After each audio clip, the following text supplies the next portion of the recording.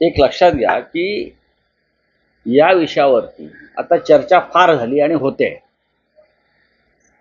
म्हणजे माननीय उद्धव ठाकरे, माननीय राज ठाकरे एकत्र येतील का आणि पुढे काय करतील. मला वाटतं त्याला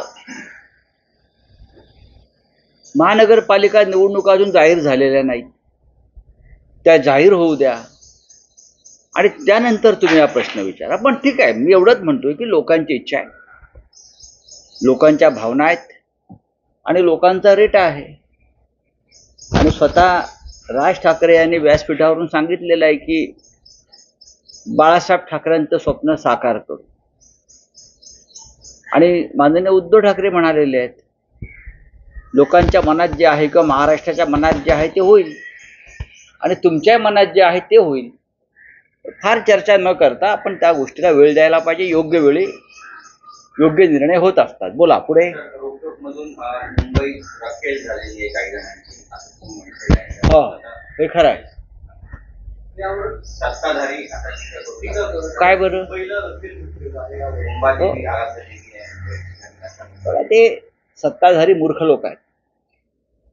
सत्ताधाऱ्यांचं डोकं ठिकाणावर आहे का?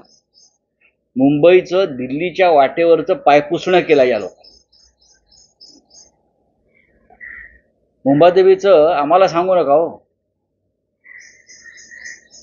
ही मुंबई मराठी माणसाची आहे, महाराष्ट्राची राजधानी आहे आणि काही धनिक शेठ गुजरातचे आणि राज्यकर्ते मुंबईला त्यांची बटीक बनवू इच्छितात. म्हणजे तोच अर्थ आहे.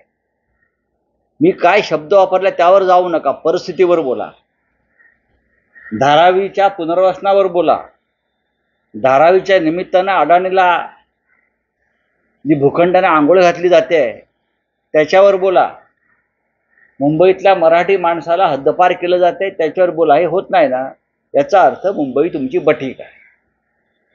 मुंबईचा उल्लेख यापूर्वी सुद्धा दिल्लीची तजेलदार वेश्या असा संयुक्त महाराष्ट्राच्या लढ्यात सर्व संयुक्त महाराष्ट्राच्या नेत्यांनी केलेला आहे. हे जे माझ्यावर टीका करतायत त्यांनी इतिहास समजून घ्यावा महाराष्ट्राचा. दिल्लीची तजेलदार वेश्या आणि त्यातून आंदोलन झालं. कळलं? हे आम्हाला तुम्ही शब्द काय, वाक्य काय, संस्कृती काय अजिबात शिकवू नका. हे सगळे भडवे आहेत, रणके आहेत, रणके. दिल्लीचे मुंबई लुटायला निघालेले आहेत. त्याने काय आम्हाला शिकवायचं मराठी माणसाला? काय आहे शब्द तो? मुंबई लुटली जाते, मुंबई तोडण्याचं कारस्थान आहे, मराठी माणसाला इथून हाकललं जाण्याचं कारस्थान आहे. धारावी त्याचं ज्वलंत उदाहरण आहे. छत्रपती शिवाजी महाराजांचे 12 किल्ले हे युनेस्कोनं वारसा यादीत टाकले. याच्या त्या सोहळे सुरू आहेत सर्वत्र भाजपचे. हे तुम्ही केलं, तुमचा काय संबंध आहे? किल्ले तुम्ही बांधलेत. याआधी सुद्धा महाराष्ट्रातल्या अनेक ऐतिहासिक वास्तूंना हा दर्जा मिळालेला आहे. पश्चिम घाटापासून अनेक ठिकाणी आम्हाला माहिती आहे. हे राजकारण करायचं नाही, शहाणपणा करू नका राजकारणाचा. हे तुमचं तुम्ही बघा, बोला. व्हिडिओ जो आपण ट्विट केला होता मॉर्फ केलेला व्हिडिओ आहे असं म्हणलं आणि त्याबद्दल आपल्यावर अभिमुखीचा दावा घेतला आहे. त्याच्यावरती विधानसभेत त्याने उद्या वक्तव्य करू द्या. व्हिडिओ मॉर्फ केलाय की काय केलाय हे फॉरेन्सिक लॅब ठरवेल ना. हे फॉरेन्सिक लॅब ठरवतं. फॉरेन्सिक लॅब जी असते ती ठरवते काय आहे ते. आणि तो व्हिडिओ का आम्ही काढलाय, ओरिजिनल पण आहे आणि व्हायरल सुद्धा आहे. बघा, त्याच्यावरती आता चर्चा करण्यापेक्षा मी मुख्यमंत्री फडणवीस यांना एक आवाहन करेन.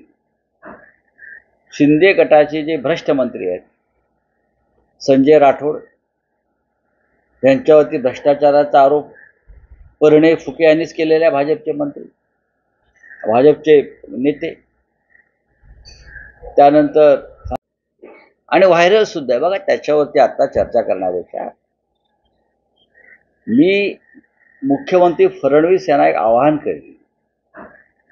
शिंदे गटाचे जे भ्रष्ट मंत्री आहेत, संजय राठोड यांच्यावरती भ्रष्टाचाराचा आरोप परिणय फुके यांनीच केलेले आहे, भाजपचे मंत्री, भाजपचे नेते. त्यानंतर संदीपान भुमरे 150 कोटी काय 150 एकर जमीन, 150 कोटीची जमीन ड्रायव्हरच्या नाव, मला पण त्याच्या ड्रायव्हर व्हायला आवडतं. अशा अनेक लोक मला सांगतात आम्हाला त्यांचा ड्रायव्हर करा गरिबी हटवण्यासाठी. त्यानंतर कालचे महाशय, अशा अनेक जे मंत्र्यांचे जे घोटाळे समोर आलेले आहेत त्यांची एकत्रित SIT नेमली पाहिजे, एकत्रित क्लस्टर पद्धतीने, जसे एकत्र डेव्हलपमेंट करतात ना, हां तसं क्लस्टर चौकशी यांची केली पाहिजे. एक मोठी न्यायालयीन चौकशी शिंदे गटाच्या मंत्र्यांची, फक्त शिंदे गटाच्या मंत्र्यांची. सध्या मी नावं दिली आहेत, 5 मंत्री आहेत इन्क्लुडिंग उदय सामंत. सर काल मुख्यमंत्री आणि उपमुख्यमंत्री दोघांनी देखील पुढे नीती पाहणी केली. त्यावेळी त्यांनी एका वृत्तात पुरस्कार केला की 2.5 वर्षांचा काळ ज्यावेळी सरकार त्यावेळी प्रत्येक प्रकल्पाला स्थगिती दिलेली, प्रत्येक प्रकल्प मोठा झाला. आता मात्र आम्ही पुन्हा या प्रकल्पाला स्थगिती हटवली आहे आणि तुरंत आमचा असं कोण म्हणतंय? देवेंद्र फडणवीस म्हणतात उद्धव ठाकरे त्यांनी सांगावं कोणत्या प्रकल्पांना स्थगिती का दिली. पण आज जर उद्धव ठाकरे मुख्यमंत्री असते तर त्याने धारावीतल्या भ्रष्ट प्रकल्पाला अडाणीच्या नक्कीच स्थगिती दिली असते. जिथे भ्रष्टाचार आहे, जिथे अनागोंदी आहे, तिथे स्थगिती द्यावीच लागते. का देऊ नये?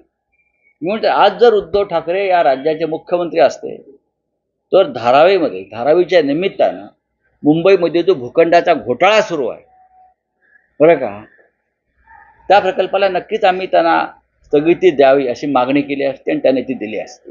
देवेंद्र फडणवीस बरोबर बोलत आहेत.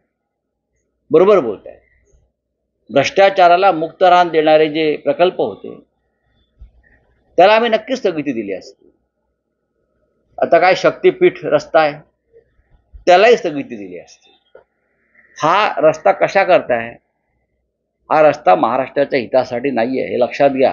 हा रस्ता सुद्धा अडाणीसाठीच आहे. इंटरनॅशनल एअरपोर्ट सुद्धा अडाणीसाठीच बनतोय, पण तुम्हाला लक्षात घ्या हा सुद्धा अडाणीसाठीच बनतोय. प्रत्येक प्रकल्प या महाराष्ट्रातला देशातला जर अडाणीसाठी बनत असेल तर मला असं वाटतं अशा प्रकल्पांना स्थगिती देणं गरजेचं आहे.